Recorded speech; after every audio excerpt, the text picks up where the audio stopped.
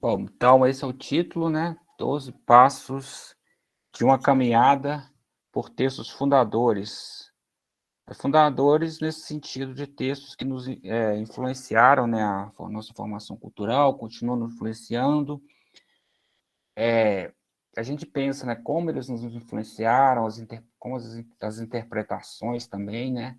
Às vezes até desvirtuando o sentido original, como que elas ainda estão na origem de certas visões nossas, preconceitos, até valores, né?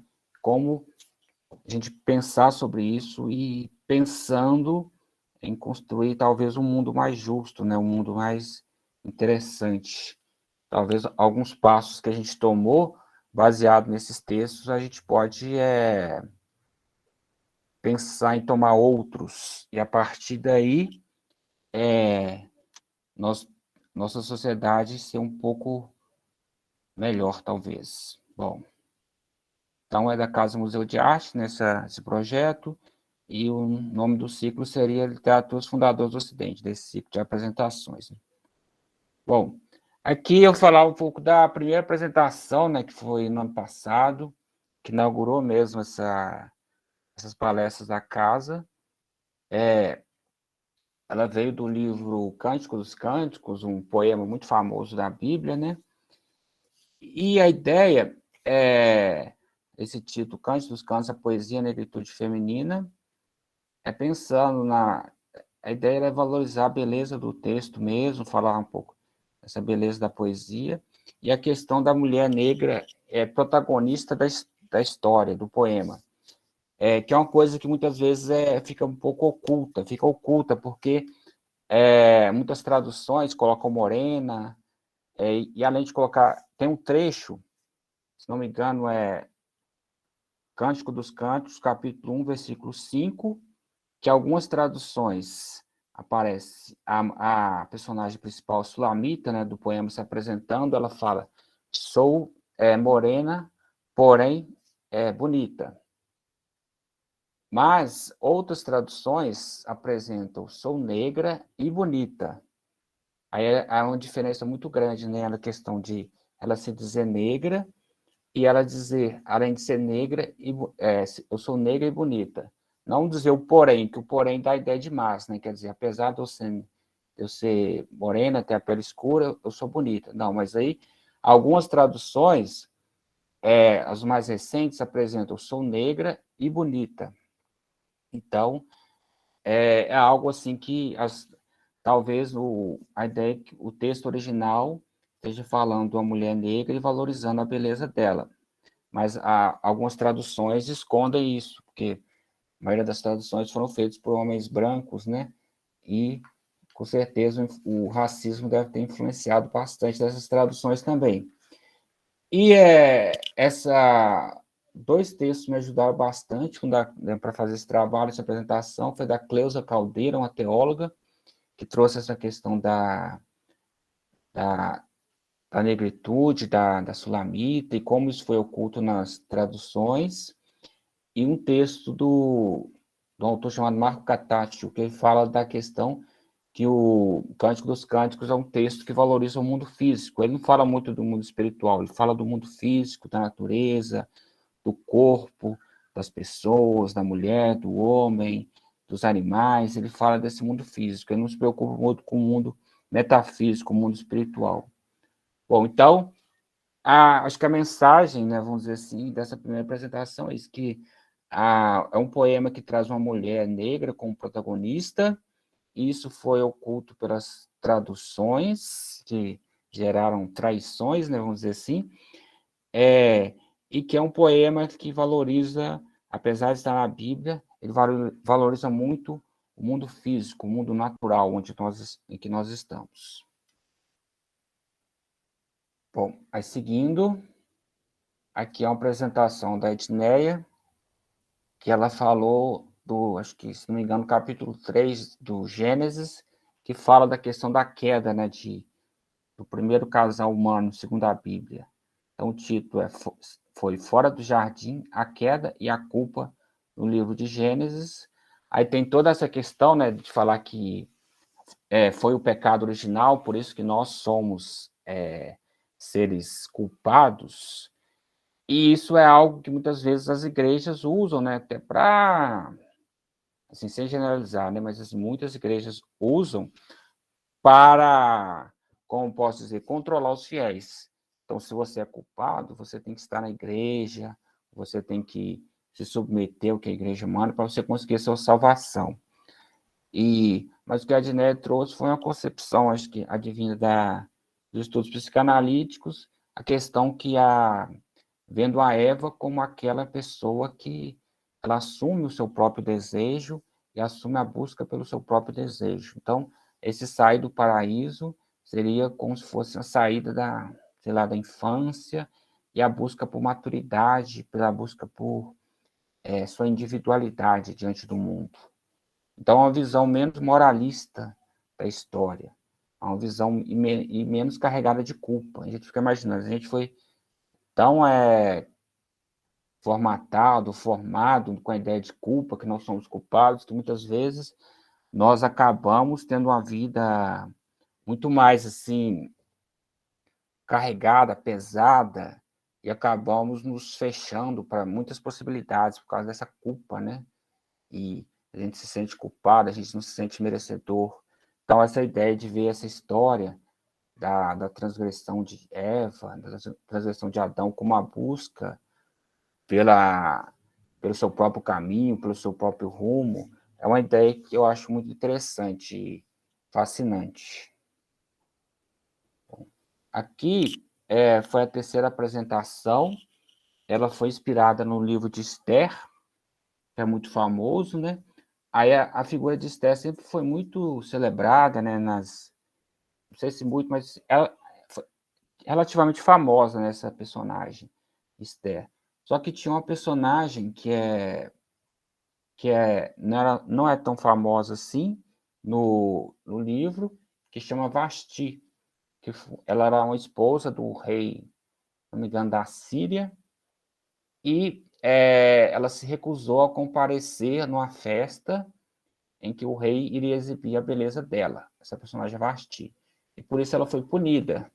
Ela foi punida. Os outros homens, os conselheiros do rei, aconselharam que ela fosse punida para que, assim, para servir de lição para as outras mulheres, para as mulheres desobedecerem ao marido. Aí nisso que entra a figura de Esther, que aí ela vem como uma mulher que passou tipo um processo de seleção para se tornar a nova esposa do rei, para substituir a Vasti, que desaparece da história. Mas aí, então tem essas duas figuras, e a Esther sempre foi mais valorizada. A minha ideia inicial era falar da questão até da Esther salvando o povo, né, do genocídio, mas aí essa questão da Vasti cresceu e serviu para uma reflexão, assim, como as mulheres foram ocultas, silenciadas, essa ideia de que a mulher ela tem que se submeter, tem que ser submissa, isso é algo que está nesses textos que nos formam, está na nossa cultura, mas a Vasti, ela é um ponto de ruptura, a mulher que diz não, né? A mulher que diz não, e ela ficou lá, apesar de ter só por, acho que 13 versículos só que ela participa, ela fica lá como esse grito, né, essa negação, essa transgressão, ela fica lá. E eu acho importante essa palestra que foi para valorizar essa mulher que diz não, a Vasti. Então, achei, foi um encontro muito rico também. Oh, aí eu estou falando aqui, talvez algumas pessoas, né, alguns que não participaram de todas, ou que não se lembram, quando participaram, podiam deixar para, se não estiver entendendo, se não tiver, ficar muito claro, de, perguntar, né, no momento para abrir para perguntas. Bom, aqui foi uma apresentação da Gisele, eu achei muito interessante, ela falou do Apocalipse, né? Ela fez toda uma contextualização histórica do Apocalipse, falou da questão do Império Romano, e é importante estudar o cristianismo originário, vamos dizer assim, dentro da perspectiva do Império Romano. O cristianismo não surge assim, fora da história, ele surge dentro da história que a Judéia era vamos dizer assim, uma colônia do Império Romano, né? Então não dá para pensar o cristianismo sem pensar no Império Romano, o início do cristianismo. Então a Gisele fez toda uma contextualização histórica, falou da questão do cristianismo ali inserido dentro do Império Romano, e colocou a narrativa apocalíptica como um tipo de texto que vem assim, para trazer fortalecimento para a comunidade de fé, né? E são narrativas que foram importantes até para a sobrevivência do cristianismo. Talvez a gente nem estaria falando do cristianismo se não houvesse textos como Apocalipse, que falavam de situações de crise e falavam da questão da perseverança na fé e que Deus iria resolver aquela situação, trazer salvação, trazer o reino de paz. Se não houvesse esses textos, né, reavivando a esperança das pessoas, talvez o cristianismo teria se extinguido. Então, é importante essa questão, né, do texto, da criação do autor ali, até para a sobrevivência de crenças, de formas de ver o mundo, né? Muito interessante essa questão, como às vezes a escrita pode ter um poder grandioso. Bom, agora, já aquela da Gisele foi a última, do Apocalipse foi da última do ano 2020, né? Agora, no ano 2021, a gente iniciou com essa palestra, tendo algumas imagens, só ilustrativas mesmo, né? Aqui, coloquei um homem negro, porque a história de Cã é muito importante na questão de como nós vemos como a questão negra foi tratada na história. Porque Cã seria uma maldição, segundo o livro de Gênesis, né? Que atingiu... Não, Cã seria um personagem que teria visto o Noé nu, um filho dele, né, que viu o personagem Noé, o mesmo patriarca da Arca de Noé, teria visto o Noé nu e teria rido do pai. Aí, nisso, ele foi teria sido amaldiçoado e construiu-se, ao longo da história, dos teólogos, do cristianismo, a ideia de que esse Cã, ele seria vamos dizer assim, aquele que deu origem aos negros, aos ameríndios, às pessoas da Oceania, as pessoas de pele escura. Então, a ideia é de que essas pessoas de pele mais escura, os negros, os indianos, indígenas, eles seriam filhos de uma maldição. Então, essa ideia, ela permaneceu, ela continuou circulando. Aí, durante as grandes navegações, meio que se viu bastante, na verdade, de justificação ideológica para a escravidão. Que é a ideia de que eles são amaldiçoados, então eles são seres inferiores, os negros, os indígenas, então eles podem ser escravizados, por nós, os brancos, somos europeus, somos a raça superior. Então, por isso está na Bíblia, né? Então, eles podem ser escravizados, e até um favor que nós fazemos a eles, tirando eles das terras as terras da impiedade, das terras demoníacas deles, trazendo para cá, para as terras para serem cristianizados. Então, essa ideia de que essa maldição de Cã se viu como justificativa para a escravidão. E hoje a gente pensa tanto a escravidão, né, como ela funda o nosso racismo, quando ela ainda influencia a nossa sociedade até hoje, a partir da nossa desigualdade étnica. Então, é importante pensar que nessa história de Cã. E como que não é a Bíblia que, assim, não é originalmente o texto que faz isso. O que faz isso é a interpretação posterior. A interpretação posterior que é feita por um teólogo cristão, de que é Santo Isidoro, esse teólogo cristão, que constrói a ideia de que Cã era o patriarca, o ancestral dos negros, das pessoas de pele escura.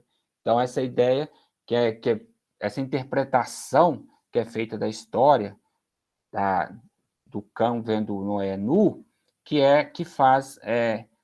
influencia o racismo, né? Então, é importante a gente pensar. Se a gente quer uma sociedade antirracista, a gente tem que... um tema importante para a gente pensar. Bom, aqui o próximo tema foi sobre Sodoma e Gomorra. O que podemos aprender com o relato de Sodoma e Gomorra? Aí tem uma imagem representando tipo uma catástrofe, como se fosse a destruição de Sodoma e Gomorra. Um catástrofe vindo dos céus, né? Relâmpagos e tal. Aí, essa apresentação me ajudou muito um podcast chama Esse Dia Foi Louco. Ele tem um episódio lá que fala de Sodoma e Gomorra, e nesse podcast é desenvolvida a ideia, né, que eu apresentei, de que, na verdade, a história de Sodoma e Gomorra, contextualizando um pouco, né, foi a história da punição da cidade, mas por quê? Porque foram os anjos, talvez Deus e dois outros anjos, três personagens assim, vindo dos céus, que vêm a ver, analisar assim, a situação moral daquele povo de Sodoma e Gomorra, né? Para ver se podia salvar algum deles, ou podia salvar a cidade. Aí nisso eles vão para a cidade se hospedam na casa de Ló, né, que é o sobrinho do Abraão, que é o patriarca das três grandes religiões monoteístas, cristianismo, judaísmo e islamismo. Mas aí, na casa, no lar de Ló, né, esses três seres celestiais, eles são, aí nisso, eles têm uma ameaça de ser, porque vêm pessoas da cidade quererem abusar desses seres, né, como se eles fossem homens, então eles queriam, as pessoas da cidade vêm para abusar sexualmente deles. A interpretação que a gente faz, né? Mas aí a ideia de que Sodoma e Gomorra uma ideia que circulou muito é de que Deus estava condenando, quando destrói Sodoma e Gomorra, estava condenando a homossexualidade. Mas essa interpretação ela foi bem posterior. A interpretação inicial do motivo da condenação, vamos dizer assim, da mensagem da história, é que aqueles homens que tentaram abusar os seres angélicos que estavam ali hospedados estavam violando um princípio básico e, assim, muito importante para a fé hebraica, para a cultura hebraica, que é hospitalidade. Não só para a cultura hebraica, mas várias culturas, né? A hospitalidade, você tratar bem aquele que vem até sua casa, você compartilhar o que você possui com ele. Então, isso é uma coisa sagrada para os gregos, para os africanos, para os hebreus, para vários povos. E a ideia também da caridade, né?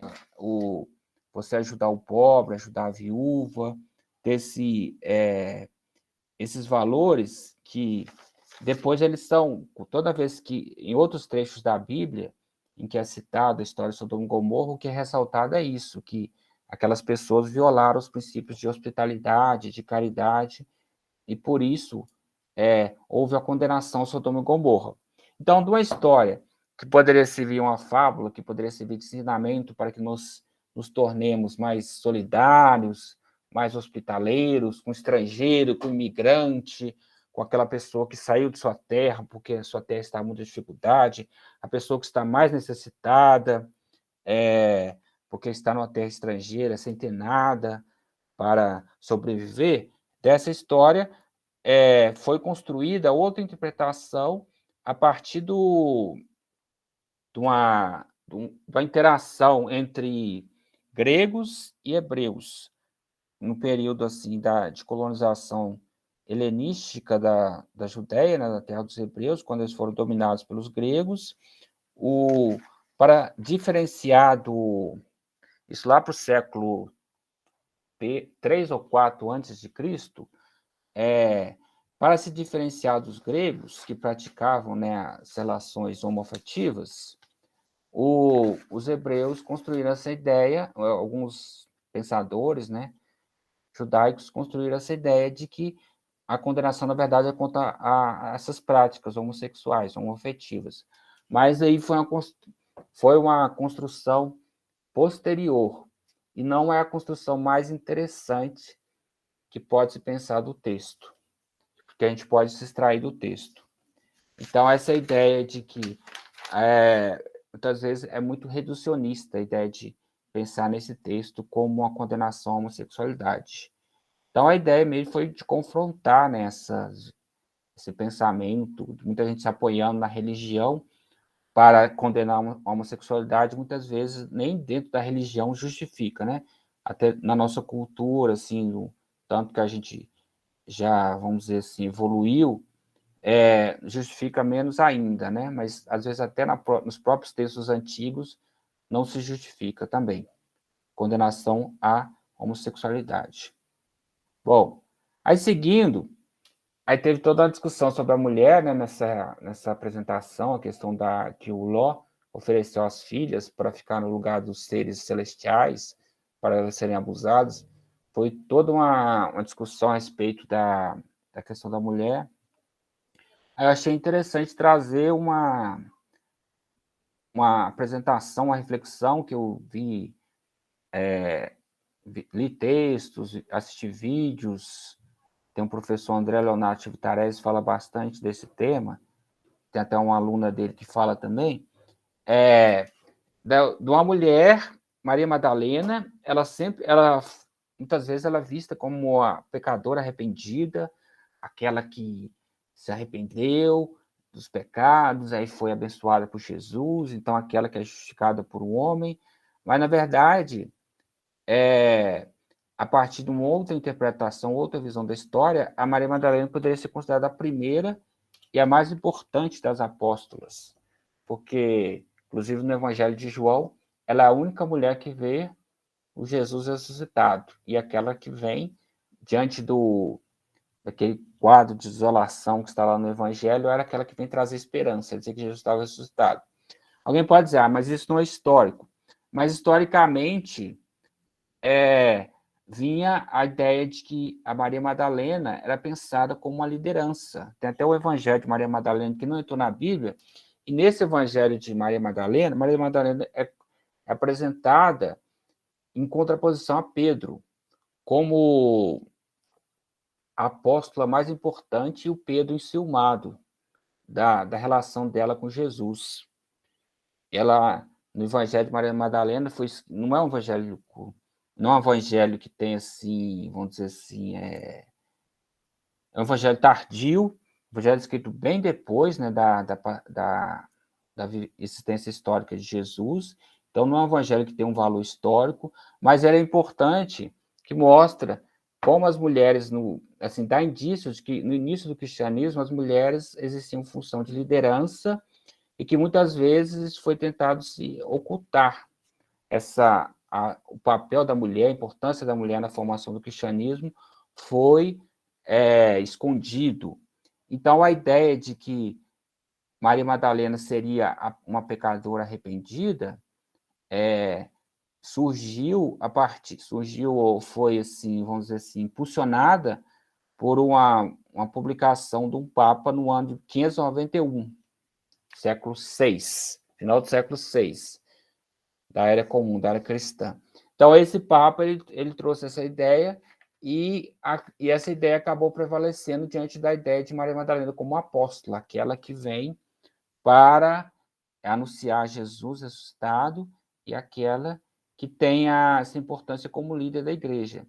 Então, eu imagino assim que no início do cristianismo tinham mulheres como líderes e que esse papel das mulheres poderia ser bem mais valorizado do que foi, mas a partir dos trabalhos de teólogos, pensadores, homens, liderança das igrejas homens, esse papel da mulher foi silenciado e foi pensado um cristianismo fundado só por homens, em que só os homens foram importantes. E a gente pensa, né? Isso talvez tenha influenciado bastante a nossa visão assim, mais patriarcal de mundo. E se a gente tivesse valorizado as mulheres, a importância das mulheres, talvez a gente poderia ter uma sociedade mais igualitária na questão de gênero hoje.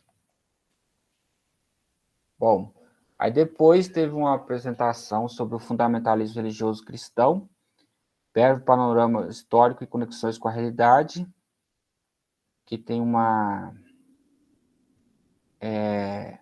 representação, né, uma reprodução do quadro de Michelangelo, que mostra a criação, né, Deus criando Adão. Porque fundamentalismo religioso é um embate, né, entre pessoas que acreditam em pontos da Bíblia e contra os cientistas, principalmente os evolucionistas. Mas, assim, a ideia de que o fundamentalismo religioso teria surgido no século XIX. Mas a ideia é de que quando a Bíblia começou a ser contestada mesmo, século XVIII, século XIX, começaram a surgir isso, desde a modernidade, né, século XVI, XVII, XVIII, XIX, começaram a ter contestações com as grandes navegações, com o avanço da ciência, a Bíblia passou a ser mais contestada. Aí até alguns teólogos começaram a falar a chamada teologia liberal. Falavam que, por exemplo, a Bíblia não era para interpretar o pé da letra, aqueles milagres ali são apenas assim, histórias mitológicas, são acréscimos, não necessariamente aconteceu daquela forma, são mais histórias morais para ensinar as pessoas a terem um comportamento mais ético, não precisa acreditar tudo ali ao pé da letra. Veio principalmente, né, com a evolução de Darwin, aí começou a ter a reação de religiosos que achavam que a Bíblia tinha pontos que tinham que ser interpretados ao pé da letra, os fundamentos. Aí tinham pontos básicos de dizer a criação realmente ocorreu como em Gênesis, Jesus nasceu virginalmente, Jesus é filho de Deus, Jesus é Deus. São alguns pontos que que o fundamentalismo quis reafirmar, e sempre embate com a religião, com a ciência, desculpa. Mas, assim, não que todos os cientistas eram ateus, mas os cientistas eles traziam uma ideia de que a Bíblia é um livro que traz uma ideia de Deus para os homens, mas que não necessariamente tudo que aconteceu ali tem que ser acreditado como realmente aconteceu daquela forma. Pode ser só uma forma que foi escolhida para ensinar as pessoas, para trazer ensinamentos morais para as pessoas. Mas daí teve todo um embate, né? Teve até um julgamento chamado julgamento do macaco, onde um professor que ensinava evolução nos Estados Unidos, ele foi condenado, ele foi julgado, aí teve um grande embate entre os fundamentalistas e os defensores do evolucionismo. Mas o que acontece?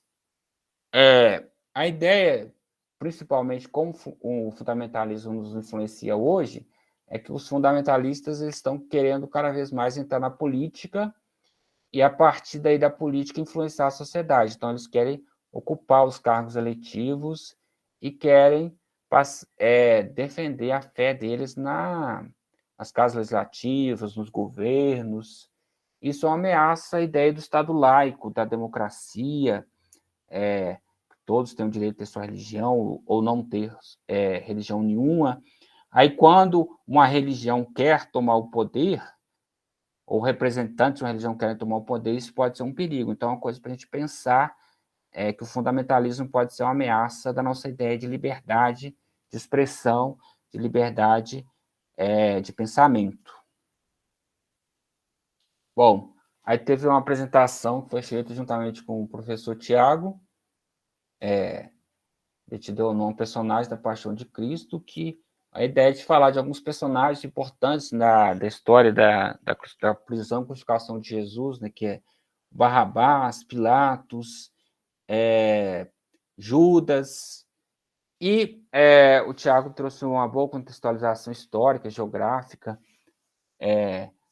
do período, E eu trouxe uma ideia que alguns historiadores, inclusive o André Leonardo Vitarese, traz que a, tudo que é narrado na Bíblia, entre o Gólgota, em que Jesus é preso, e a crucificação, é teologia, construção teológica. Então, o que teria acontecido? Alguns historiadores defendem, né, que o que teria acontecido é que Jesus foi preso e imediatamente crucificado. Não teria havido um julgamento, não teria havido Jesus, sei lá, uma tortura na rua, nas ruas de Jerusalém. Jerusalém estava lotada à época de Páscoa, e ali os judeus estavam inflamados por essa ideia, porque a Páscoa tinha um caráter político muito grande, né, ideia de liberdade, e a Judéia estava submetida ao poder do Império Romano. Então, o Império Romano, assim, os governadores da Judéia, né, eles não arriscavam muito, assim, expor tanto assim um condenado. É a ideia de pegar esse condenado assim, Jesus não tinha, assim, historicamente, não tinha, assim, uma pessoa que tinha um prestígio junto aos poderosos. Então, Jesus era um pobre, que vamos dizer assim, ele se revoltou contra o sistema opressivo, e daí ele não tinha um prestígio para poder ter um julgamento qualificado. Não, ele era preso, imediatamente condenado à crucificação, e daí não era sepultado.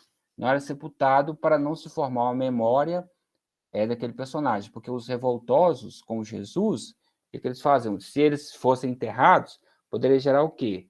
Peregrinação ao túmulo, aquela ideia ali sendo avivada nas pessoas, aí a ideia de que para eliminar realmente essa chama de revolta, tinha que se crucificar imediatamente aquela pessoa, deixar os restos dele para os animais comerem, e assim eliminar totalmente o corpo dele, para não gerar, não sepultar, não gerar peregrinação e culto à memória dele. Nisso, eu acho importante ressaltar, o que eu quis ressaltar nessa apresentação, essa ideia que os historiadores eles apresentam uma ideia diferente de todo esse processo da vida de Jesus, do que a gente está acostumado a ler, a ouvir nas igrejas. Então, acho que é uma ideia que acrescenta. E também pensar na diferença entre ver a morte de Jesus, chegar à morte de Jesus como uma coisa política, do Jesus se revoltando contra o Império Romano, contra a opressão do Império Romano, contra a opressão das elites religiosas judaicas, ou a gente pensar simplesmente, Jesus morreu para nos salvar. Então, se Jesus morreu para nos salvar, a gente só precisa ser cristão, aceitar Jesus e ser salvo. Mas aí, quando a gente não pensa nessa morte de Jesus como a morte política, de revolta contra a opressão, esse sentimento de Jesus não floresce na gente, né? Esse sentimento de revolta. Então, quando a gente pensa na morte de Jesus como a morte política, eu acho que é mais rico para a gente pensar a nossa sociedade, porque aí a morte de Jesus traz essa mensagem da luta contra a opressão, contra os poderes opressivos. Bom, aqui é uma ideia que eu trouxe, né? Então, a imagem aqui apresentando o Alcorão, escrito em árabe, que é a língua original, de ver Jesus, assim, outra visão de Jesus, né, que vem dos muçulmanos. Jesus como mensageiro de Alá. Porque é uma ideia que eu tinha, acho que muita gente tinha, ou tem ainda, que Jesus faz parte só da cultura cristã, mas Jesus também é venerado entre os muçulmanos como um dos profetas, porque a religião muçulmana seria também de origem abraâmica. Aí veria Abraão, Noé, Moisés, Jesus como profetas de Deus, de Alá. E o Maomé, o Muhammad, né, seria o profeta que completaria a revelação. Então, Jesus seria um personagem muito importante, não é para os muçulmanos, ele não é filho de Deus, nem é Deus, mas ele é um personagem muito importante, em que, inclusive, eles acreditam que Jesus não morreu, Jesus foi arrebatado ao céu sem morrer, que quem morreu foi como dizer assim, alguém que foi colocado, um homem que que Deus colocou lá, e Deus teria alterado a aparência desse homem para as pessoas acharem que estavam crucificando Jesus. Então, Jesus estaria vivo até hoje para os muçulmanos, e ele voltaria para estabelecer um reino de paz, antes do julgamento final. Então, uma ideia bastante espetacular da figura de Jesus, apesar deles acharem que dizer que Jesus é Deus, o Filho de Deus, é um blasfêmia. Mas é importante a gente pensar, né? Porque isso não é muito falado. Então, a gente pensa nos muçulmanos como uma cultura totalmente diferente, sei lá, os seres do mal. Então, a gente pensar que há um compartilhamento de crenças, há pontos em comum, e acho importante a gente ter essa visão, assim, mais amistosa, mais, assim, aberta ao diálogo com os muçulmanos também. Bom, e aqui, voltando, continuando com Jesus, né? Tem uma imagem aqui representando aquela cena famosa de que Jesus foi, foi interpelado, né? Foi indagado por autoridades, por pessoas assim, judaicas, né? E que, segundo a lei de Moisés, a mulher que trai o marido tinha que ser apedrejada. E eles levaram a mulher a Jesus e, juntamente com um grupo lá, né, queria fazer o apedrejamento, e perguntaram a Jesus o que ele achava sobre isso. Aí, tipo, colocaram Jesus numa situação complicada, porque Jesus não podia negar a lei mosaica, senão ele estaria traindo os judeus. Jesus também é um judeu. Mas Jesus também não poderia ficar contra a mulher, né? E aí, essa imagem aqui tem o rosto de Jesus, parece iluminado, né? E ali a mulher sendo protegida por ele. Mas aí é uma história interessante porque traz aquela famosa frase, né? Atira a primeira pedra, quem nunca pecou. Essa ideia de que Jesus se colocou no lado da mulher pecadora, né? Então, Jesus está mais do lado da mulher pecadora ou do pecador do que daqueles religiosos que querem condenar, aqueles religiosos querem condenar o outro, né? A partir da fé. Então, esses religiosos que querem condenar, que querem matar, que querem atacar as existências, eles, na verdade, seriam os verdadeiros inimigos de Jesus. Mas nisso também eu trouxe uma ponderação de que essa história, os historiadores, né, apontam que essa história, ela não é original do Evangelho de João. Ela teria sido acrescentada depois no Evangelho de João, bem depois mesmo, assim, coisa de... E inclusive, ela fez parte do Evangelho de Lucas um tempo. Então, provavelmente, ela foi uma história que foi acrescentada depois ao Evangelho, foi criada por Eu fiquei imaginando o autor para a história, uma autora para a história, que ele quis pegar a imagem de Jesus e quis defender, né, uma visão de compaixão, de misericórdia. Ele constrói, assim, ele ou ela, ou não sei se mais de uma pessoa, constrói um texto muito bonito que fala de compaixão e fala da força da palavra. Aí, voltando aqui à ideia da Gisele, né, do Apocalipse, da força da palavra, influenciando as pessoas, a força da palavra fazendo com que as pessoas mudem o comportamento delas. Então, aquele atire a primeira pedra, quem não tem pecado, é como se fosse um verso ali, né? Que tem esse poder mágico de salvar a vida. Então, é muito bonito, mas e pensar, né? Se for ficção, qual o problema de ser ficção, né? Se for ficção, a ficção também nos ensina. Então, acho que não tem problema ser ficção não ser histórico. Bom, aqui, caminhando para o final, a palestra anterior da Edneia, né? O título A Fome da Alma e os Contos de Fadas como Alimento. Aí tem aqui uma imagem que representa um lobo atacando a Chapeuzinho Vermelho. Aí tem esse vermelho, né, que entrou na palestra da Edneia, que ela trabalhou com o conto do Sapatinhos Vermelhos, e isso explorou o simbolismo desses sapatinhos vermelhos como algo que ela representa a nossa busca por poesia, por uma vida mais intensa.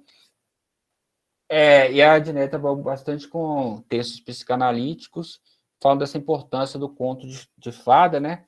Para trabalhar nossas angústias, os nossos medos, como que esses simbolismos, que às vezes parecem simplesmente questões infantis, como esses simbolismos, eles dizem coisas que são fundamentais para a nossa alma, para a nossa maneira de ser, né? E como esses contos de fadas, quando eles falam da morte, da, assim, da vingança, da rivalidade, do ódio, como eles são importantes para falar de coisas que fazem parte da nossa alma e como a gente trabalha essas emoções quando a gente lê essas histórias.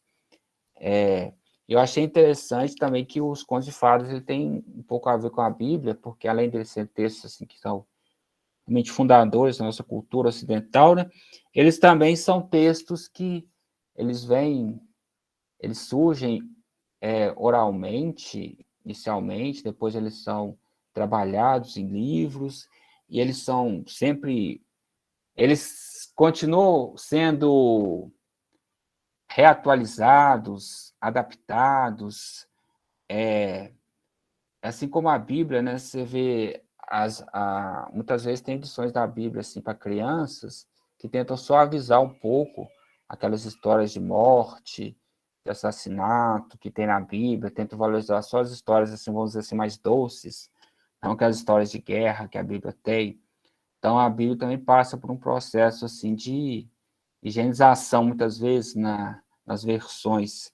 Eu achei esse ponto comum interessante, apesar de que aparentemente não há nenhum ponto em comum entre a Bíblia e os contos de fadas. Então, acho que da mesma forma como os contos de fadas podem ser pensados como assim, que as simbologias deles são importantes, que as histórias de morte, de rivalidade, não são só coisas sangrentas, são coisas também que falam de emoções nossas.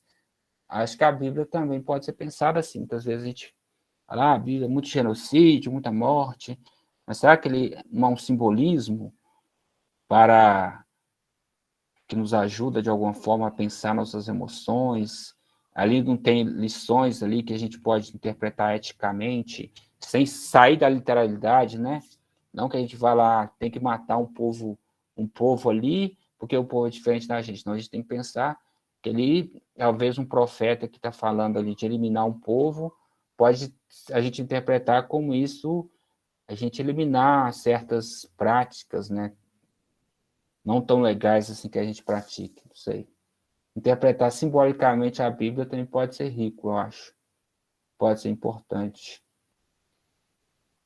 Bom, aqui para finalizar, eu coloquei um título aqui, Ciclo Sem Fim, né? Pensando nesses ciclos de encontros, sem fim, porque são muitos textos, e esses textos eles são retrabalhados, são reestudados, são adaptados, são muitas vozes que se acrescentam, né, nas versões, nas interpretações, e até esse nosso encontro aqui, né, são muitas vozes que vão se acrescentando, a gente fala, a Zé fala, a Diné fala, a Carol fala, mas tem todos os convidados que vêm, que acrescentam, trazem o pensamento deles. Então, esse ciclo sem fim, nesse sentido de um ciclo que não se esgota no tempo, que permanece, e tem vozes e vozes que vão se acrescentando, que vão trazendo visões diferentes. E eu trouxe aqui um trecho do Cântico dos Cânticos, pensando na ideia do ciclo, né? O começo, o fim estando no começo, né? A ideia desse ciclo que não se esgota, porque a gente chega ao fim, depois vem a outro começo, que vai ser o ano que vem, né? Então, voltando ao Cântico dos Cânticos, tem uma versão, uma tradução de um poeta brasileiro chamado Haroldo de Campos, que viveu entre 1929 e 2003. Então, foi um homem do século XX, né, que traduziu um texto do século, sei lá, antes de Cristo. Mas aí, esse poeta Haroldo de Campos, as traduções dele eram traduções criativas, né? Ele retrabalhava o texto, pegando elementos do texto original, mas também acrescentando algo do trabalho de poeta também no texto. Então, é uma tradução, uma recriação, né? Sempre ele procurava traduzir, recriando, não simplesmente pegando sinônimos da palavra na língua que ele ia traduzir. Então, achei interessante esse trecho aqui do Cântico dos Cânticos, que é aquele que dá tanta polêmica, né, no capítulo 5, versículo 1, que aí ele colocou assim: sou negra e beleza pura, filha de Jerusalém, como as tendas de Cedar à escura, como as colgaduras de Salomão. Então, ele trabalhou com a ideia de ser negra, dizer negra, não dizer morena, mas ele colocou beleza pura. Aí é interessante que lembra a música do Caetano Veloso. Então, essa ideia é sempre de dialogar, né? O tradutor dialoga com o compositor, a Bíblia. Então, assim, a coisa viva, sempre em diálogo. Então, essa ideia, né, dos textos sempre sendo adaptados, sempre sendo lidos, debatidos, isso é a coisa, a vida, né, permanecendo. Então, esses nossos encontros são essas vozes conversando, e isso é que faz com que haja vida, né, no pensamento. Então, é essa ideia de permanecer, a gente permanecer em diálogo por bastante tempo mais aí. Mas é isso, gente. Obrigado.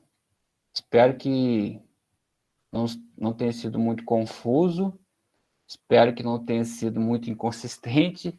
E estou aberto a qualquer coisa, dúvidas, questionamentos, críticas, qualquer coisa que vier aí. Obrigado. Obrigada, professor Newton. Foi muito interessante, chique demais. Estou suspeita para falar, porque eu sou muito interessada, ligada e apaixonada por refletir sobre a vida, sobre os textos, que eu sou apaixonada, né? Pela palavra, pela força da palavra, como você colocou aí, esse poder que exerce sobre nós, né? Esse instrumento que nos forma. E quando a gente pensou nesse ciclo de literaturas fundadoras, a gente pensou exatamente em pensar assim, em como que a gente se constitui, como que constitui os nossos pensamentos, né? E quando eu tinha 13 anos, o meu pai ele virou para mim assim, do nada, e isso me marcou muito e disse assim: é hora de crescer. Eu acho que eu estava cheia de badulaque no braço, um monte de pulseira, né? Só que essa frase, né, essas palavras, assim, elas imprimiram em mim e ficaram assim, e até hoje ecoam. Quando você estava fazendo esses 12 passos das nossas palestras, eu me lembrei assim, né, que a gente está sempre crescendo, então, é hora de crescer. Mas a hora de crescer é o tempo todo, né? Me dei conta agora que não foi só uma ruptura de quando eu tinha 13 anos, mas que a gente está o tempo todo nessa construção de nós mesmos. E acho muito bacana esse trabalho, esse nosso encontro com os nossos colegas, com os convidados, né? Dos nossos debates, que a gente sai sempre refletindo, transformado ou não, ou a gente vai para outras conversas com outras pessoas, e a gente sempre, isso acontece comigo, né? Eu estou sempre reelaborando e lembrando daquilo que a gente conversou naquele sábado, naquele mês, porque o nosso encontro é uma vez por mês, né? E queria lembrar também a todos que nós também tivemos o nosso ciclo de encontro de conversando sobre arte. A gente fez bastante encontro, a gente conversava sobre arte e levantava linguagens, né, da arte aí, mas a gente meio que, quando a gente voltou a trabalhar na escola e tudo, ficou tudo muito difícil, mas a gente seguiu firme nessa caminhada das literaturas fundadoras, porque a gente sabe que como que nos preenche, né? Ou se não preenche assim talvez até de mais questionamentos, mas a gente fica, a gente cresce. Eu acho que é isso, a gente cresce cada vez mais, né?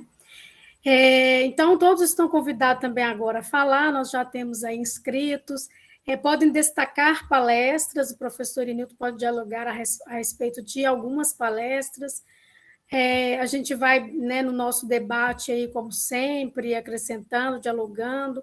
Vocês podem falar também sobre o nosso trabalho. Eu achei muito bacana, Nilton, quando você fala assim, ó, críticas também, sugestões, críticas, porque a gente não pretende parar por aqui. A gente quer continuar no que vem.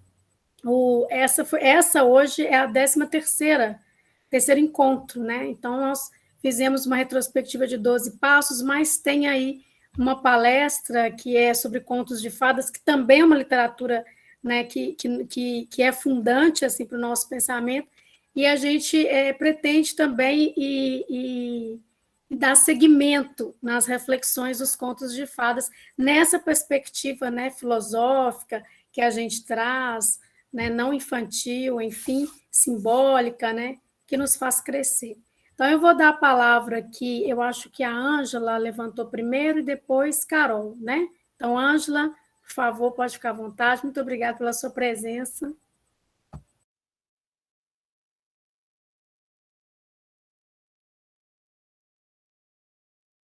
Ô, Ângela, seu microfone está desligado. Boa tarde a todos, todas, todes, né? Parabenizar o Irenilton pelo esse resgate desse processo todo vivenciado pela Casa Museu esse ano. Não tive oportunidade de estar em todos os encontros, então foi muito bacana até perceber essa sequência cronológica também que a Casa Museu teve o cuidado de fazer, né? E ressaltar, assim, tanto quando você fala, Gisele, dessa questão da promoção do crescimento mesmo, que realmente a cada encontro, né, depois de cada uma dessas palestras sobre literaturas fundadoras, eu sempre também percebi em mim esse crescimento e um desejo enorme de ir lá na Bíblia, retornar lá e reler o texto original, né, para a gente dialogar e ver como que é possível dialogar e fazer releituras desses textos, e a cada vez que, depois de uma palestra, perceber que a minha leitura também está se aprofundando, se modificando, o que demonstra esse crescimento aí. Então, acho que foi um trabalho muito bacana, ressaltar muito isso, parabenizar mais uma vez.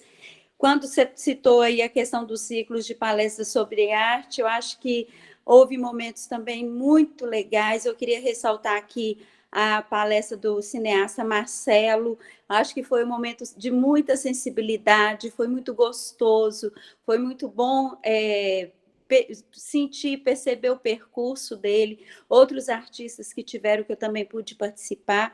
Achei, assim, tudo imensamente gratificante e, claro, fazendo parte desse processo de crescimento meu pessoal enquanto pessoa, enquanto profissional, porque a gente que é professor, a gente nunca deixa de assistir e participar de nada que envolve arte, conhecimento, não deixa nunca de pensar assim, como é que eu posso utilizar isso nas minhas aulas, né? Como é que eu posso dar retorno disso para o meu público na escola? Então, assim, acho que a contribuição sempre foi muito boa, sempre foi um passo além até do que o esperado.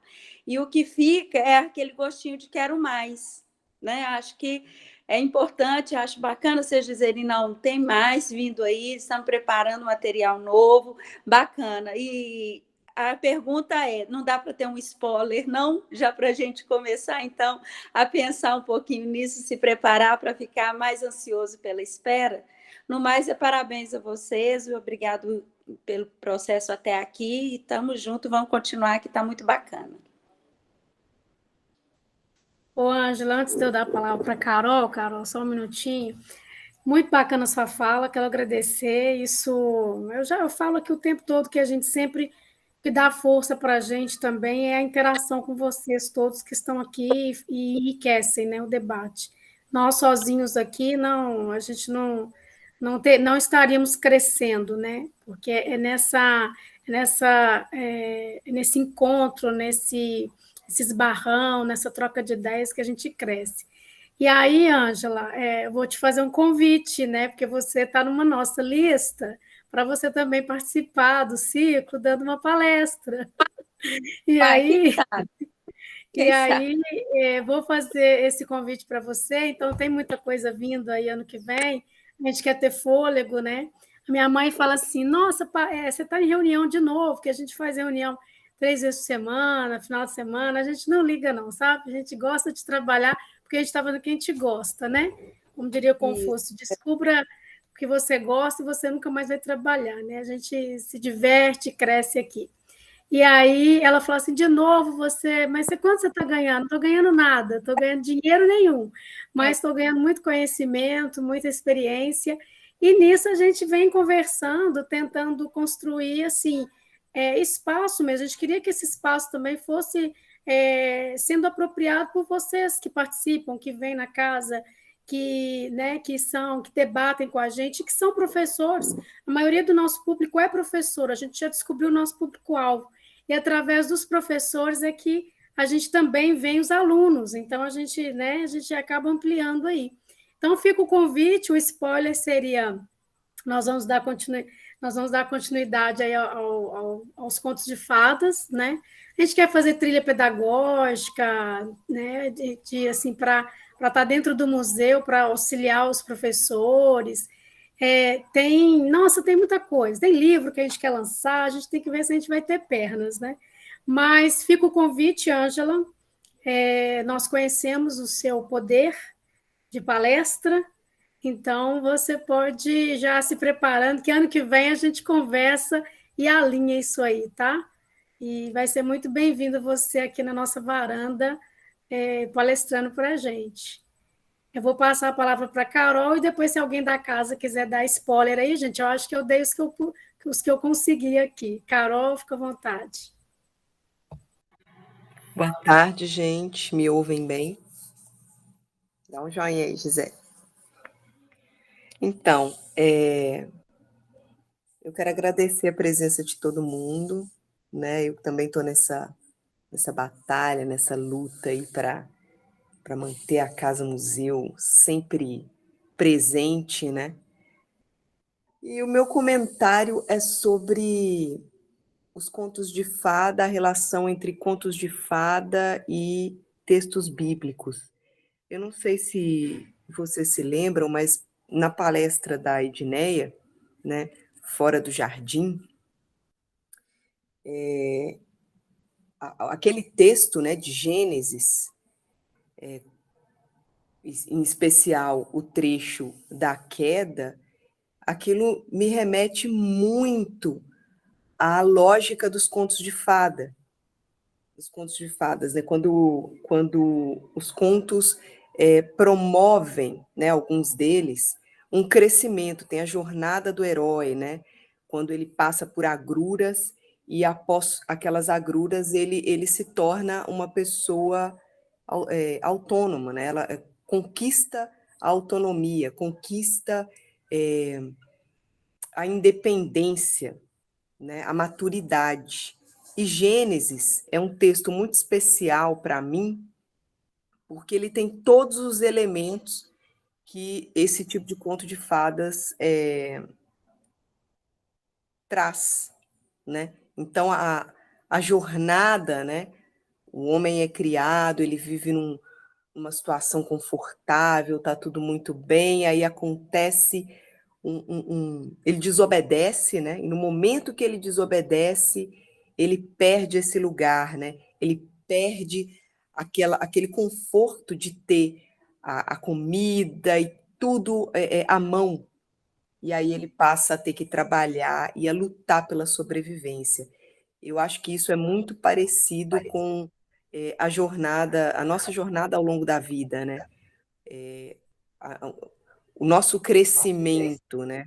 A nossa entrada, o nosso ingresso na vida adulta, quando a gente perde aquele conforto, né, da casa do pai, da mãe, onde tudo te é dado, te é oferecido, e aí, de repente, você está fora do jardim, né?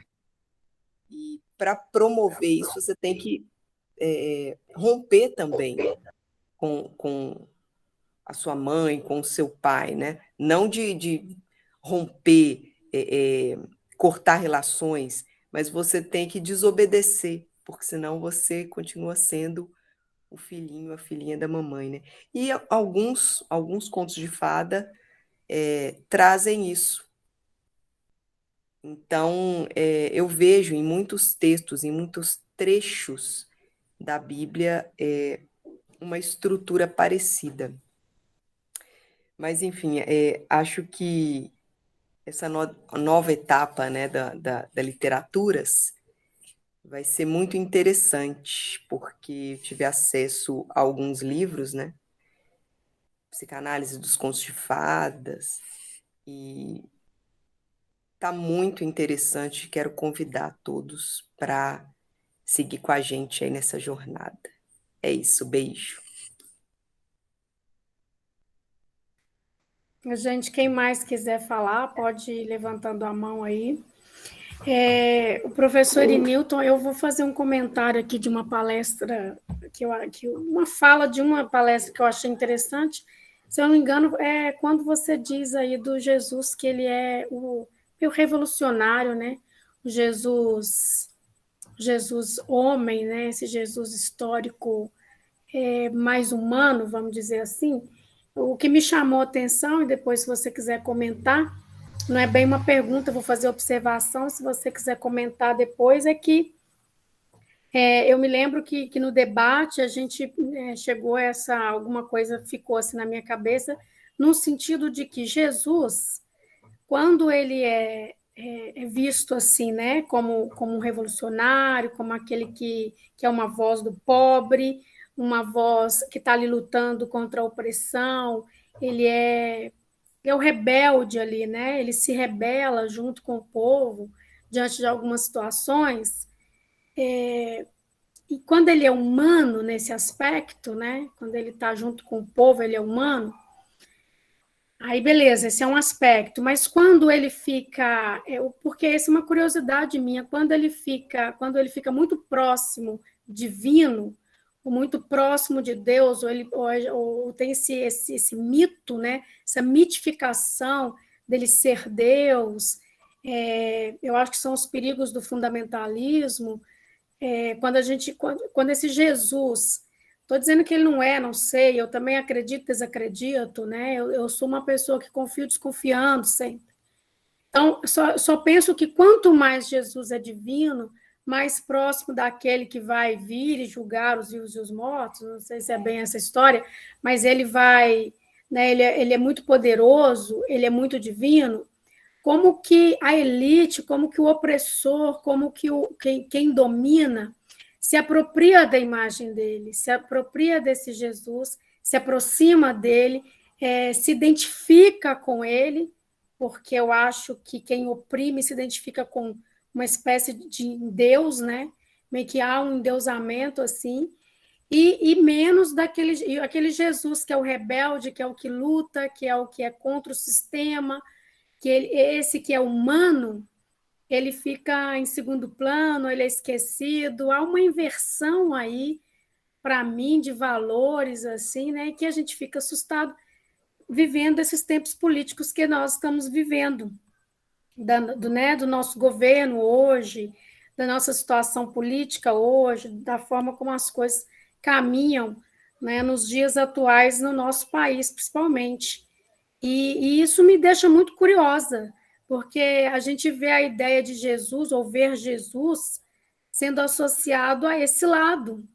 E aí é estranho, porque a gente fica assim, nossa, quem está do lado de Jesus está do lado disso, né? Desse ponto de vista, está ofendendo as pessoas, está, né, falando a favor de armas, né? Tá se aproximando, sei lá, do mal, e Jesus está ali no meio desse discurso. Então, Jesus é um discurso. Acho que ele chega a ser um discurso, assim. Se você puder comentar, seria uma coisa que me deixa bem curiosa, assim. E quem mais quiser falar, a gente relembrar palestras, relembrar ou tiver dúvidas em relação a alguma que não assistiu, pode ficar à vontade. Eu gostaria, antes só de se falar um pouco aqui, algumas coisas que eu li no chat e falar, dialogar um pouco com a Ângela também, da fala dela.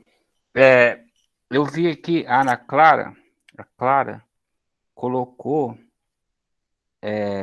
assim, ó, na Bíblia aqui de casa dá a entender que é a pele queimada de sol, a referência ao Cântico dos Cânticos. Realmente tem, ela fala nas traduções que a gente tem lá que ela diz, foi minha pele é queimada ao sol. Eu tenho a impressão de que esse trecho, não sei, eu tinha que estudar mais, mas eu tenho a impressão que ele tem a ver com, até no dia eu falei que eu tinha essa impressão, porque parece que a palavra que os povos antigos lá, bíblicos, se referiam aos etíopes, era o povo da terra da pele queimada. Então, para mim, assim, ela estava dizendo, a personagem sulamita, ela estava dizendo que a pele dela queimada, ela estava dizendo que ela é etíope. Ela estava falando da africanidade dela. Assim, a forma como eu leio esse trecho.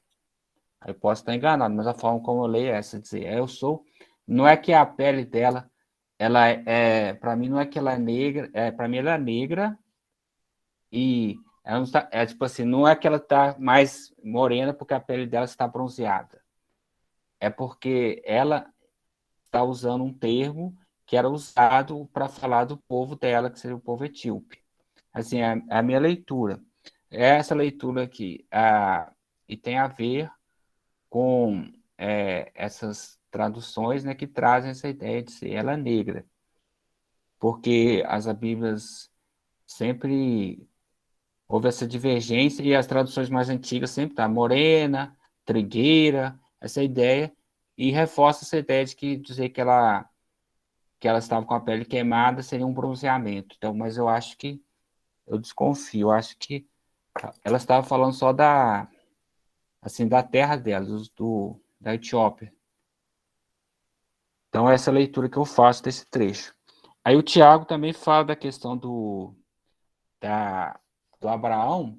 Aí o Abraão seria esse pai do monoteísmo e, e isso é importante a gente pensar, né, como judeus, cristãos e muçulmanos, eles têm uma origem comum, eles têm uma ancestralidade, vamos dizer assim, cultural em comum, e como essas disputas, essas guerras mesmo, né, que ao longo da história estiveram, como isso, se houvesse sido valorizado essa ancestralidade, né, como isso poderia ter sido evitado ou reduzido. Bom, vamos agradecer os comentários elogiosos também, né? E com relação ao que a Ângela falou, com relação ao spoiler, né, o adiantamento, a Gisele já colocou alguns. Eu gostaria de fazer sobre a chamada epopeia de Gilgamesh, ou Gilgamesh, que é considerado assim, a grande influência para a formação da história do dilúvio bíblico e também para a história do paraíso, do Éden, né? Então, eu gostaria, e é um texto mesopotâmico, é um texto da Mesopotâmia, que hoje seria o atual Iraque. E falar dessas interações eu acho importante, porque a gente tem a tendência a ver a Bíblia como um texto fechado, texto que caiu do céu, mas é um texto que foi... E é um texto, você pode pensar, um texto tão diverso, porque não existe uma Bíblia, existem Bíblias. Tanto, até o nome da palavra, né, no original grego, se não me engano, ele dá a ideia de pluralidade, não é um livro só, são livros. Então, são livros simplesmente porque tem vários pequenos livros que formam um livro grande, que é a Bíblia. Tem o livro de Ruth, Raquel, João, Mateus, não é só isso. É porque, por exemplo, você pegar a Bíblia católica, ela vai ter, se não me engano, 46 livros no Antigo Testamento, chamado Antigo Testamento. O Primeiro Testamento, se você preferir. A Bíblia evangélica ou protestante, você vai encontrar 39 livros apenas no Antigo Testamento. Ou no Novo Testamento, a mesma quantidade, 27. Então, aí você pensa, então quer dizer que para os católicos alguns livros são sagrados, para os protestantes não são. Então, qual que é a Bíblia sagrada? É católica ou é protestante?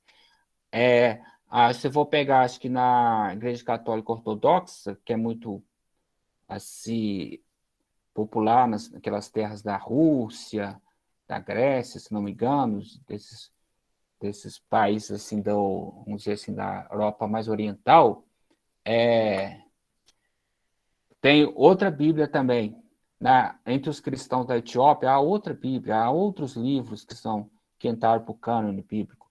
E a formação do cânone bíblico ela demorou séculos. O Novo Testamento, o que a gente chamou de Novo Testamento, os 27 livros que estão lá, eles demoraram, acho que, 4 séculos para se formar esse cânone. E vários livros foram excluídos. Por exemplo, se o Evangelho de Maria Madalena, que eu citei, fosse aceito como livro sagrado, hoje a gente teria muito mais, assim, as pessoas veriam a Maria Madalena de uma forma totalmente diferente. Tá? A Bíblia, então, Deus, segundo a revelação divina, tem uma mulher que era a principal apóstola de Jesus, e a apóstola em que Jesus compartilhava a maior parte do conhecimento com ela.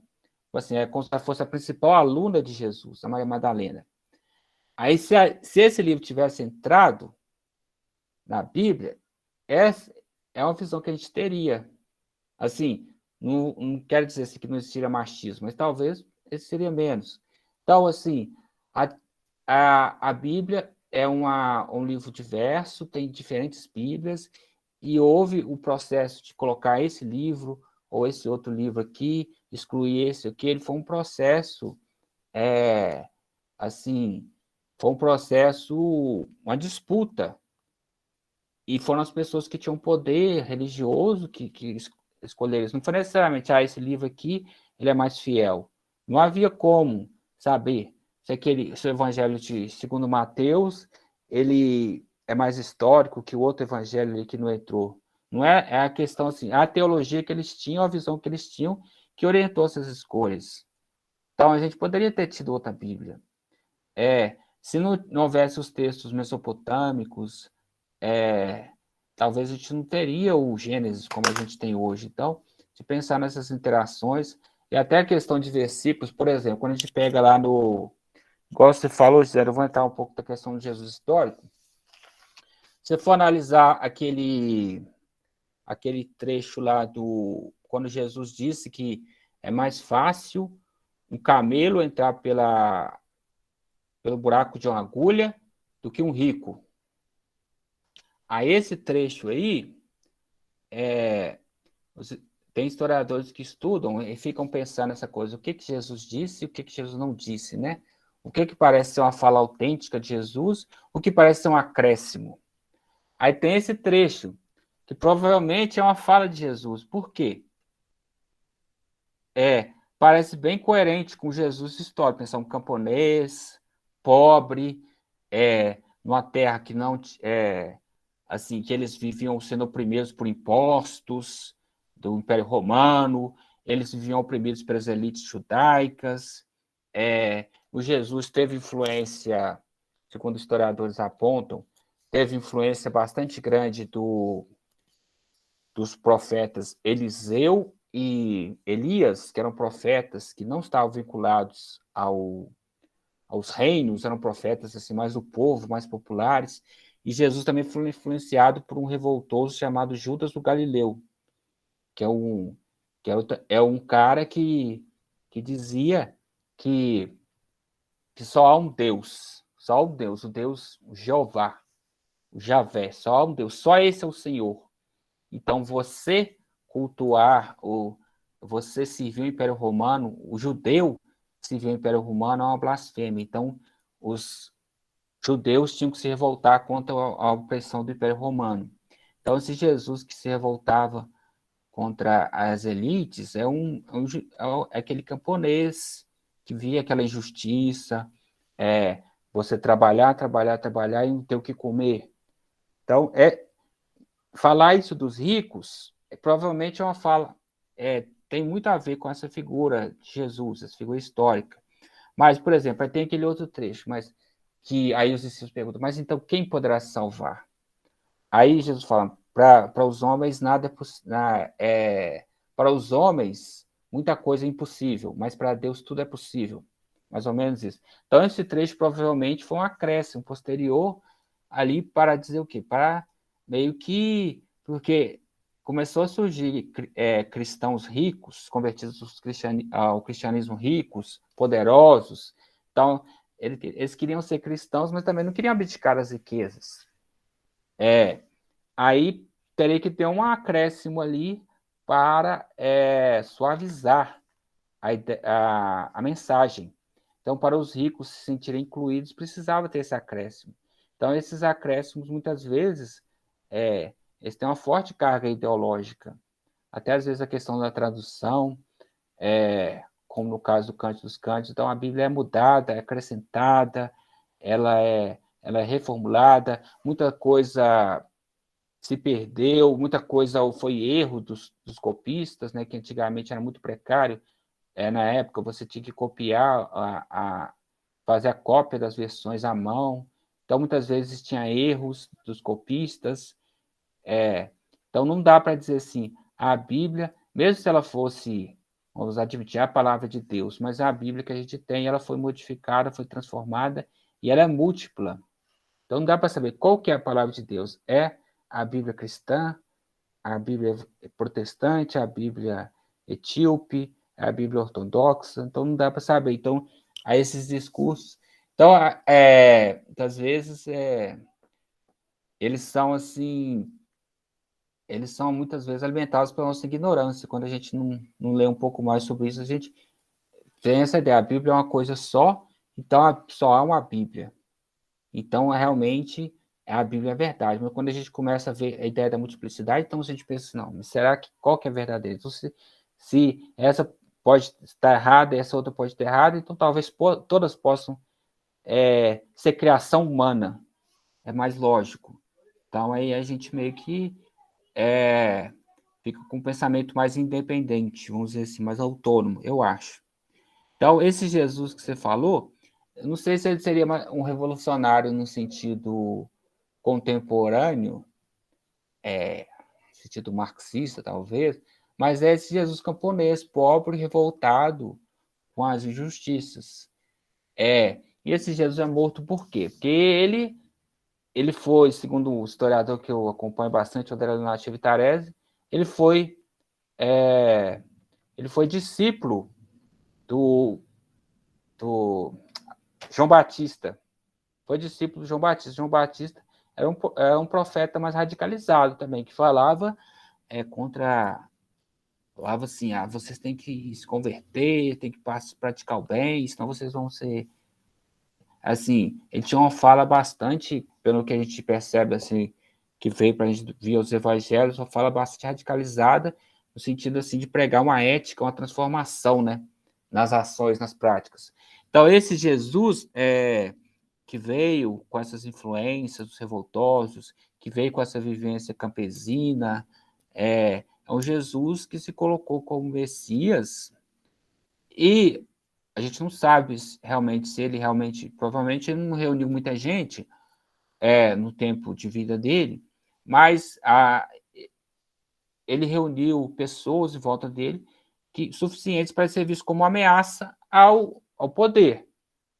Então, não é que o César lá em Roma, ele sabia da existência de Jesus, mas era assim, as autoridades lá, né, locais lá das terras lá judaicas, ou hebraicas, não sei, o termo mais correto, eles estavam de olho nessas lideranças e queriam eliminá-las assim antes que crescessem mais, né? Então Jesus seria esse cara que essa morte política dele como eu falei, né? Essa morte política dele é contra um poder opressor. Então Jesus teria mais a ver com o Zumbi dos Palmares ou com o Antônio Conselheiro do que com, sei lá, com Silas Malafaia, por exemplo. Então, mas aí foi com a construção teológica da morte de Jesus. Acho que até Paulo influenciou bastante isso. Ele traz a ideia do Jesus, a morte, a ressurreição ser o mais importante. Então, Jesus ressuscitou, Jesus vence a morte, e Jesus ressuscitou para que cada pessoa seja nova criatura em Cristo. Então, mais importante não é assim, um posicionamento político, ideológico de Jesus, a luta contra a opressão por Jesus. O mais importante passa a ser, aí Jesus ressuscitou, ele é Deus, então precisa acreditar nele para ser salvo. E Jesus morreu para salvar Jesus morreu como expiação pelos meus pecados. Jesus é o Cordeiro, né? É aquele que se colocou como sacrifício. Então, a morte sacrificial. Então, essa ideia dessa morte sacrificial, mais teológica, mais espiritual, eu creio que esvazia a questão política. Então, a questão política fica esvaziada. Então, a gente não pensa em Jesus como luta contra a opressão. Mas pensa lá no cara que é as pessoas elitizadas que se tornaram cristãs. Elas precisavam desse Jesus Cordeiro, esse Jesus que vem para salvar os pecados. Eles precisavam desse Jesus, dessa morte sacrificial de Jesus. Não precisava tanto da parte política de Jesus. Então, essa parte política de Jesus de revoltar contra as elites foi sendo ocultada, foi sendo silenciada, assim como a participação das mulheres também foi sendo ocultada, foi sendo silenciada, porque é o que as elites patriarcais, as elites financeiras queriam mesmo, ter esse cristianismo para domesticar, para docilizar os povos. Então, você é pobre, aqui você tem que pensar, eu não tenho que participar do movimento revoltoso para combater a opressão. Não, eu sou pobre, eu tenho que rezar, eu tenho que fazer os rituais prescritos pelas lideranças religiosas e assim ser salvo. Aí lá no paraíso, eu vou ter tudo que eu preciso, mas agora aqui eu vou acatar, vou aceitar minha fome, vou aceitar a mortalidade das minhas crianças, eu vou aceitar a doença, eu vou aceitar o frio que eu passo, eu vou aceitar tudo isso, eu vou aceitar eu plantar, mas não ter o que comer, eu vou aceitar tudo isso porque eu vou ser salvo. Então o cara tá lá, ele é rico, aí entra naquela coisa que Paulo falou também, né? Na carta aos Romanos, no Romanos 13, que toda autoridade foi dada por Deus. Eu acho que isso foi uma coisa até citada agora, às vezes quando as pessoas vão defender um político, né? Até o Bolsonaro usaram para defender isso. Toda autoridade foi dada por Deus. Aí, se toda autoridade foi dada por Deus, o rico, o rei, o general, a autoridade foi dada por Deus. Então, se foi dada por Deus, temos que respeitar. Então, essa docilização, vamos dizer assim, o aquietamento, a pacificação das revoltas das classes subalternizadas. Mas se for pensar, é tão contraditório, porque se toda autoridade foi dada por Deus, então a autoridade que matou Jesus também foi dada por Deus. Mas aí essas contradições, elas vão sendo, as pessoas não vão discutindo, aí vão varrendo por baixo do tapete e vão aceitando a ideia desse cristianismo. Aí eu concordo muito com vocês, eu falo de Jesus, Deus poderoso. Então, quando a gente fala de Jesus, o rei, então aquele Jesus grandioso, provavelmente Jesus histórico é um cara com a cara assim de árabe, uma pele bronzeada, ele às vezes não tinha nem roupa, andava rasgado, ele era pobre, ele não teve acesso ao estudo, realmente ele falava só a linguagem do povo, então ele não tinha uma erudição, não tinha uma etiqueta, ele não tinha essa sofisticação supostamente dos ricos, né, no trato. Então ele era essa pessoa que tinha esse cheiro do povo mesmo, porque ele era do povo. Então esse Jesus, eu acho que muitos cristãos não querem. Eles querem um cristão, às vezes parece ou com o que eles são ou com o que eles querem ser, né? Que às vezes o pobre ele não quer, ele tem não quer ser o pobre, não se identifica com o pobre, ele quer ser o rico, que ele vê na televisão, que ele vê na internet, no Instagram. Então, esse Jesus poderoso, ele está aí, ele serve para fazer esse cristianismo mais domesticador e serve para que muita gente se identifique com ele. Então, basicamente... Perfeito, Irenilton, sua reflexão, muito bacana. Eu vou passar para a Carol, tem algumas coisas interessantes aqui no chat, depois eu leio, se você quiser ler aí, eu vou passar para a Carol a palavra, pode falar, Carol. Então, eu queria comentar, né, a Ângela, uma coisa do chat, ela colocou, ela resumiu a fala do Irenilton, né, quando ela diz que as escolhas desses livros, né, são feitas politicamente, né, de acordo com o interesse da classe dominante que está no poder ali naquele contexto, né? E eu me lembrei, né, do que a gente estuda em história, né, do direito divino, dos reis, né? E aí o Erenilton faz esse apanhado todo, ele respondeu tudo que eu tinha na cabeça, tudo que eu pensava comentar, ele apanhou, né? Esse Jesus poderoso realmente é muito simpático, porque ninguém quer se identificar com o pobre, com o faminto, com o pouco estudado, né? E o que a gente vê hoje é uma febre do Jesus é poderoso, né? Jesus tudo pode. E, uma narrativa que conforta muita gente, porque a ideia de você ter alguém que cuida de você, que te ama apesar dos seus defeitos, né? E que é onipotente, onisciente, onipresente, é uma coisa muito confortável, né? É parecido com a sensação que a criança tem a respeito dos pais, né? Ou da mãe. E aí, mais uma vez, né, uma coisa psicanalítica, uma interpretação psicanalítica dessa crença, dessa necessidade que as pessoas sentem de buscar esse pai, né? Essa figura que vai cuidar de mim, que vai me curar, que vai me dar de comer, né? Deus proverá. É isso, gente. Obrigada, Carol. Queria ler alguns comentários aqui, Nilton, aí você comenta também, se você quiser, sobre o que a Carol falou. Eu vou voltar aqui um pouquinho, mas não tanto. O Hernani fala, parabéns aos organizadores, debater textos formadores, né, e contos de fadas, deve ser fundadores, é extremamente necessário, uma vez que as narrativas geralmente são construídas ou subvertidas para atender os interesses dos poderosos. Isso aí que a gente está bem debatendo, viu, Hernani? Bacana demais. O Tiago coloca, você tem razão, Irinilton, há muitas diferenças nos traços de peles e fisionomias dos povos desérticos saarianos da África setentrional, norte.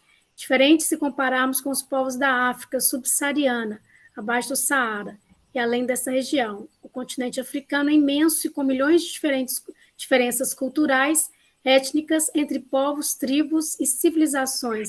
O Tiago sempre fazendo contribuições aí, professor de geografia. Aí o comentário da Ângela, as escolhas dos livros bíblicos foram também políticas, né? Ela pergunta, acho que a gente está nesse debate, a Carol comentou sobre isso, e eu penso, né, coloquei aqui, que a Bíblia pode ser, sim, uma criação humana, a Carol acrescenta, pode ser artística, inclusive, né? Uma coisa que eu queria lembrar também é que nas nossas palestras, nessas palestras do ciclo de literaturas fundadoras, o debate pegou muito fogo pela questão da mulher também. Eu acho que a gente, não sei se vocês se lembram, toda vez que a gente estava discutindo alguma coisa, que às vezes até era um outro ponto, sempre a gente puxava para a questão da mulher, para a questão da submissão. Isso foi uma marca dos nossos encontros, em tudo a gente colocava a questão da mulher, ela parecia sempre ficar muito forte, né? Lembrando aí desde lá de Eva, como se ela tivesse criado o mundo lá na Gênesis, na apresentação da Edneia, né, em Cântico dos Cânticos também, na questão lá de Maria Madalena, e da outra questão, da outra cena da mulher, né, do apedrejamento. Então, só relembrando que para a gente essa é uma questão muito cara. E a Casa Museu, ela faz muitos trabalhos. Enéia, você pode desligar o microfone da Leandra? Acho que está ligado. Você quer falar, Leandra? Eu quero falar, por isso que eu liguei. Tá, eu vou te dar a palavra então agora mesmo. Espera aí que eu só vou fechar aqui, tá bom? Tá. Um instantinho. Tá. Mas aí se você fechou, eu não consigo abrir. Hã? Não, vou fechar que eu falo no Não, meu fecho. Tá. Aham. Tá bom. Tá bom. Então é o seguinte, então para a gente isso é muito caro. A Casa Museu ela já faz alguns trabalhos. Nós todos somos muito envolvidos. A gente tem um livro de mulheres singulares, a gente tem vídeos curtas com a temática da mulher, né? O que é uma mulher? A gente tem esse vídeo, está na Casa Museu. A gente tem uma trilha pedagógica que a gente está desenvolvendo dentro da Casa Museu, que a temática é mulher. Então, eu queria relembrar que foi uma tecla que a gente bateu bastante também aqui na Casa Museu. Se alguém quiser comentar, tá? Vou passar a palavra para a Leandra. Pode falar, Leandra, fica à vontade. Boa tarde, pessoal. Gisele, eu quero parabenizar vocês pelo trabalho. E são 12, né, conferências que teve. Eu acho que eu perdi só 2 e me arrependo muito de ter perdido. E vocês me ajudou muito a ter um outro olhar da Bíblia, né? Porque, assim, eu fui, nem sei se eu sou mais religiosa, mas eu conhecia a Bíblia do lado espiritual, né? E nunca imaginava, fala assim, sem vergonha nenhuma, eu nunca percebia fábulas, contos dentro da Bíblia, poesia, e vocês me ajudou. E eu tinha, assim, aquela coisa, né, que a Bíblia foi escrita e que ela não foi escrita e foi passando, mas sempre achava, assim, que foi uma pessoa guiada por Deus, que escreveu, então achava que não poderia ter perdido ao longo do tempo. E isso ajudou muito a ampliar o meu olhar, né, a questão mesmo é que a Bíblia traz alguns preconceitos, e muitas das vezes isso pode ter sido imposto, né, pelo homem. Então, assim, aprendi muito e que pena que eu perdi a sua, que falou sobre o Apocalipse. Não deu para mim participar. Se você quiser fazer um comentáriozinho, eu agradeço. Muito obrigada, viu, pessoal? Vocês estão de parabéns e o ano que vem eu continuo, viu? Pode fechar o microfone. Obrigada. Obrigada a você, Leandra, sempre nossa parceira. É muito legal ter você aqui com a gente, sempre enriquece também, a gente sabe que você é sempre muito atenta, atenciosa, né? Está sempre absorvendo e ajudando nessa construção conosco, e as palestras elas estão gravadas na Casa Museu, quero lembrar a todos, né? Depois, se você quiser, a gente passa o link delas, dá para você escutar, é bem legal. E quanto ao Apocalipse, assim, a gente falou de bastante coisa lá, mas assim, uma coisa que eu acho muito interessante, o Netinho até comentou, e foi o porquê da minha escolha do texto Apocalipse, é essa palavra, a palavra escrita, né, enquanto texto, que alguém manipula, organiza, e ela toma um poder tão grande na sua organização, no seu conteúdo. O Apocalipse, ele trabalha com um tipo de texto apocalíptico, né, que circulava na época.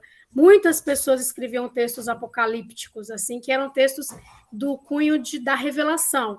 Então, tinha uma revelação, são partes que dão para ler independentes das outras, e isso, para mim, eu sou professora de português, então, para mim, isso é muito interessante, é mágico. Então, você conseguir pegar uma unidade dentro do texto Apocalipse, acho que a Bíblia toda é meio assim, mas o Apocalipse, você pega uma unidade, ele tem um significado em si, e você pode extrair ele daquele texto e se você colocar ele dentro do texto, você tem uma outra leitura, então é um texto que pode se subdividir em células, né? Isso é uma característica do tipo de texto que circulou no século I. Então, a palestra chamava Século I, né, narrativa apocalíptica, e aí dentro dessa estrutura textual, a gente vem falar do conteúdo mesmo bíblico, né, da questão da construção ali do Jesus, que no caso vai voltar segundo o texto, né? Como que ele vai voltar, como que vai ser ali a questão do encontro dele com os mortos que vão ressuscitar, né? Com essa ideia toda de revelação. Então, é muito fascinante e é por isso que eu trouxe o texto assim, para a gente estudar desse ponto de vista textual, mas também do conteúdo e alguns contextos históricos. Mas tem na Casa Museu, Leandro, está tudo gravadinho, eu vou mandar para você o link para você escutar, muito legal mesmo. E foi super interessante o encontro, todos são bem interessantes, né? Mas aí quando, assim, perdendo assim, gente, dá para fazer um resgate muito bacana, porque a gente faz uma edição, mas a gente não corta nada da palestra em si, né? A gente corta os ruídos das laterais, que é bem no início, né, e tal, assim, mas assim, a palestra inteira, assim como o debate, está todo na varanda da casa, gravado lá à disposição, e é muito bacana. E foi legal você levantar aí essa curiosidade, esse ponto, Leandra. A gente agradece sempre sua parceria. Vou passar a palavra para o Hernani. O Hernani, eu não conheço você, né, Hernani? Mas bacana. Eu já vi você aqui nas nossas palestras e vai ser muito bom te ouvir aí agora. Pode falar. Uma boa tarde a todos. Bom, eu conheci a casa pelo convite do Egnilton, né? E é um prazer estar participando. Bom, eu achei bem interessante a fala da Carolina sobre uma perspectiva mais psicanalítica dessa visão que a gente tem de Deus paternal, um Deus que cuida, um Deus que protege, que ama. Assim, é bem interessante mesmo, por quê? Porque a experiência infantil é a experiência marcante na nossa vida. Então, é a experiência que traz marcas que a gente carrega por toda a vida. Então, a experiência de ser protegido, de ser acalentado, de ser alimentado, é uma experiência que a gente cresce e a gente não quer abrir mão dela. Então, para não abrir mão dela, uma das fontes, uma das vias para manter essa experiência viva é justamente essa imagem de um Deus que cuida, que protege, que acalanta e que também impõe a lei, né? Que também é uma marca da infância.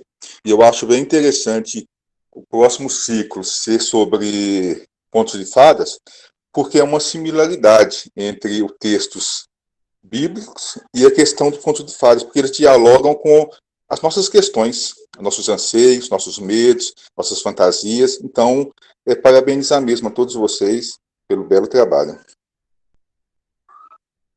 Obrigada, Hernani. É como se a gente tivesse uma casa interior que precisa ser organizada, né?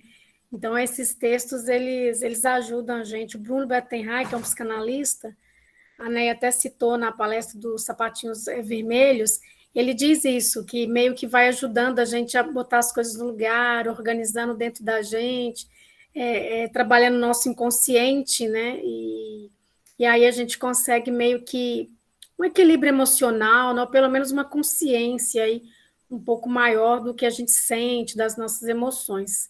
Eu acho que você vai curtir demais, acho que você gosta, parece, dessa linha, você vai curtir demais as nossas próximas palestras, que serão de contos de fadas, mas também outras, né, como o Nilton colocou, e a gente pretende também ampliar para outras vertentes também, por exemplo, textos gregos, os textos gregos são bem interessantes, o Tiago está até colocando aqui no chat, ó, pessoal, fica a dica, para os que quiserem ler uma das obras mais importantes do filósofo e pensador alemão do século XIX, o Friedrich Nietzsche, né, o Anticristo.